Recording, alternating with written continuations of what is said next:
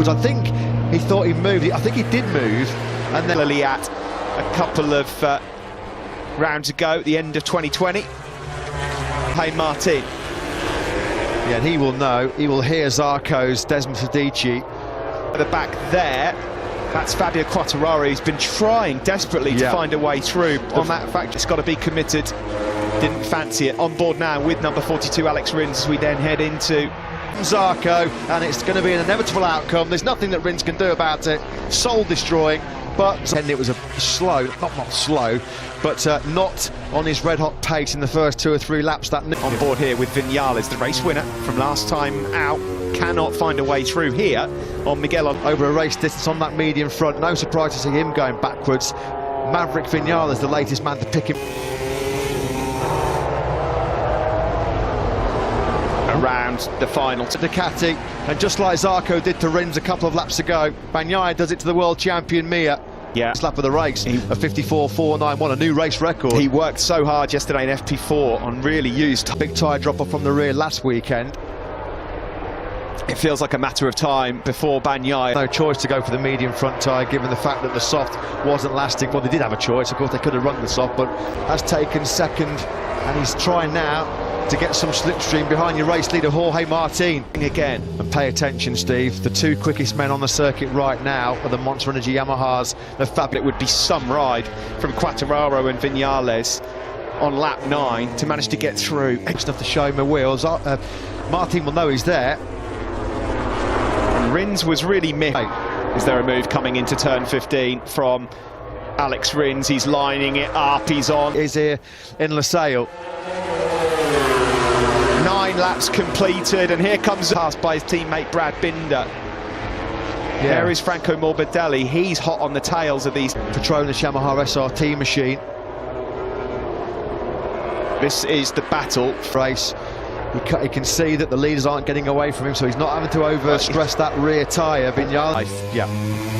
It's how much rear tyre is Jorge Martin having to use up here to keep himself champion. And look at the Ducati. Jack Miller's going to take 2 for 1. He goes by both Mir and Aleix Espargaro and says thank you. Gets it up to 5th and 6th gear. They're just lacking that little bit of outright top speed. Nothing he could do. From last week, Maverick Vinales, you can see there, he's lapping quicker than the race leader Jorge Binder. Yeah, quickly got his head around that medium Michelin front tyre, as he Brad Binder.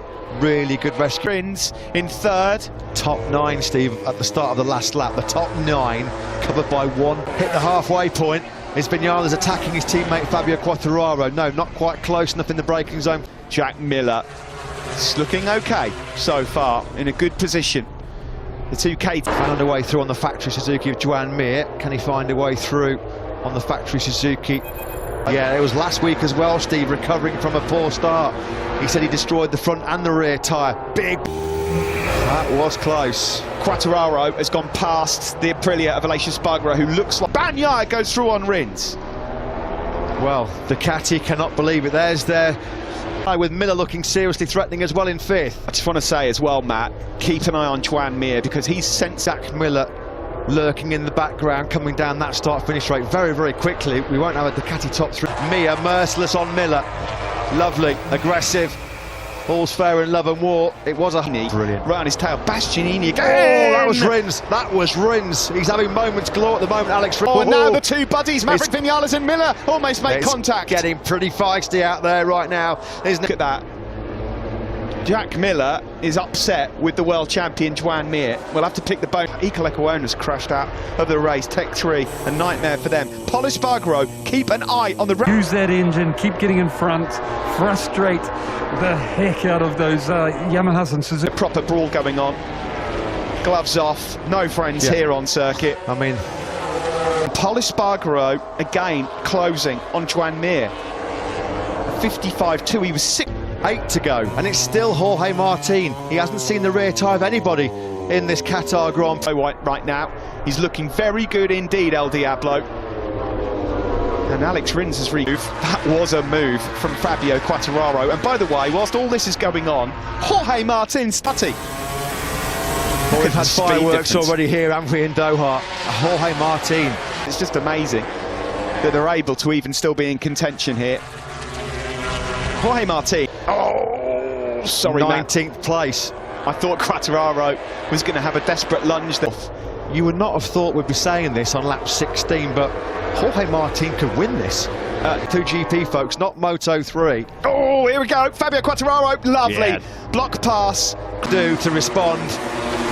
Echo Bagnaia just eases on through. Miller also the same in the slipstream. Of course, Miller's got beef with Joan Mir, we know that. Crucially, another rider we need to keep an eye on is the race winner from last week. Race is 2.4 seconds, not even 2.5 seconds, covering the top 11 men over the line for the first corner. So then, Quartararo in third, trying to find a way charge towards what would be a brilliant victory for him. First in lives. The expected tie drop up for Jorge Martin just hasn't come. Miller picks up Fabio Quartararo into first corner. Don't. Side of Alex Rins, nicely done into turn 4. Vinales just starting to ghost his way into podium contention. Dan Zarco would be championship leader going into Portugal, but forget the live championship for now. There's still 5 laps left of this.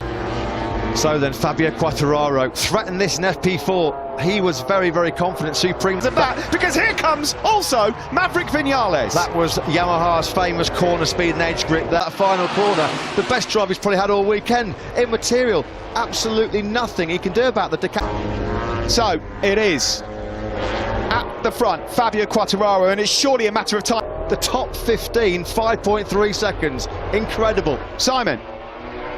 Yeah, go.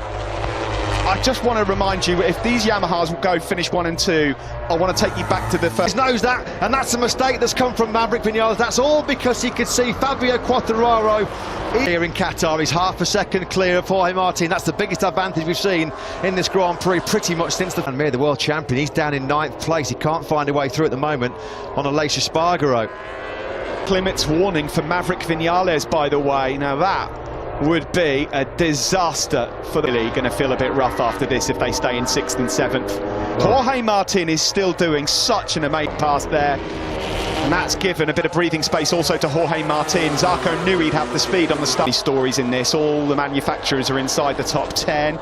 Sorry, Hondas are missing because of what happened with Maverick Vinales, heavy, trying to find a way through. He's getting a bit desperate, Steve. You can see it really would. That's going to sting. Joan Mir has gone past Aleix Espargaro, the world champion. Moves up to Pramac boys of that Yamaha. Can they get close enough? I think Quartararo is okay at the moment. 0.7 back to Jorge Martin. That's exactly the scenario for Fabio Quartararo. He knows exactly what he has to. But now this gets personal because Zarco has got a championship to think about. Yeah. Jorge what was that Fabio Quartararo just hit? Has he hit something on circuit? Or has it come off his bar fourth, and that's all it will be for Rins and Vinales, who comes out on the side to make a move for second place. Here it comes up the inside of turn number 15. Nicely done by Joan Zarco. To Zarco, Martin finishes third, the rookie, in just his 2nd ever Grand Prix.